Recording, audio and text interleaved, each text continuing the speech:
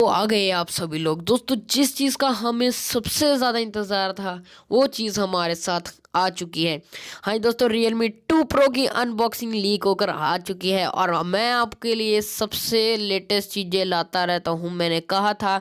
और ये भी मैं आपको सबसे लेटेस्ट दिखा रहा हूँ। जो अभी स्मार्टफोन ये लॉन्च भी नहीं हुआ तो इसकी अनबॉक्सिंग भी आ चुकी है लीक होकर।